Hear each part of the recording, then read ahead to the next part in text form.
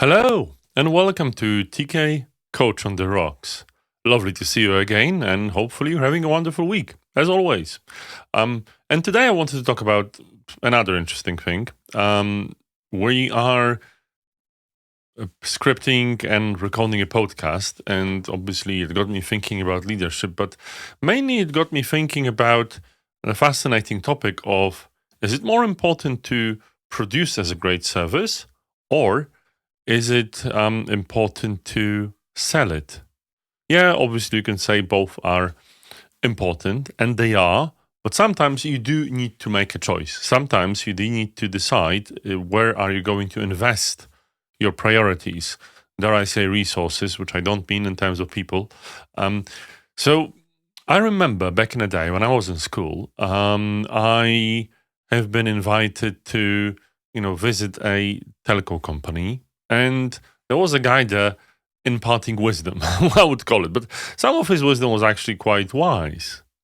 And what he talked about is the fact that anyone can produce a service.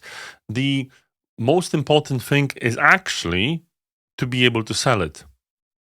And it's been quite a few years, but I still remember that quite vividly. And now, running a business myself, I can clearly see that he might have had a point. But on the other hand, we would say, TK, well, obviously, a great service, a service of great quality would sell itself, wouldn't it, right? If you only focus to keep the right quality, as my grandma has always said, you will be able to sell. Build it, and they will come. And yet, when I look at some products from Microsoft or some products from LinkedIn, in fact, Microsoft owns LinkedIn. It might be a bit of a coincidence. They're not necessarily great of quality, and yet people come because there's something in that they can sell. They focus on other aspects of the product, not necessarily its quality. So it's a difficult one, and the one that needs to be balanced. But I think what's really important to consider is when an organization gets really large, like a multinational corporation, it's easy to get these two detached. You have the engineering department, the product people that are actually responsible for your quality, and you've got people on the top floors of buildings actually going and having fancy dinners with clients to sell them stuff. I can't be further from each other in many companies. And that's the actual problem, because if both of these stakeholders can't consider each other's point of view, you will get imbalance. And it can be an imbalance to one way or the other.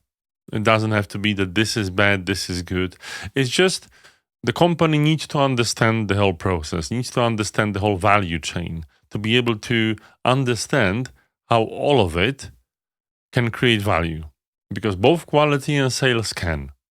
It's easy to say that, when a salesperson or a company doesn't sell, there's nothing for anyone to do, and the consequences can be dire. But also, especially when the product is mission critical, or a service can save, or it's important to focus on safety, and people can even die. An opposite can be true, which is poor engineering and poor quality can bring the company down, even with magnificent sales. Again, communication is key. And the way we've built our organizations and corporations was usually to separate them. Maybe we need to rethink that a bit. But more on that on our podcast, Leading with Agility, which the new episode will drop in on Friday. Hopefully, you can subscribe on your favorite podcast player. But until then, I'll see you again. Cheers.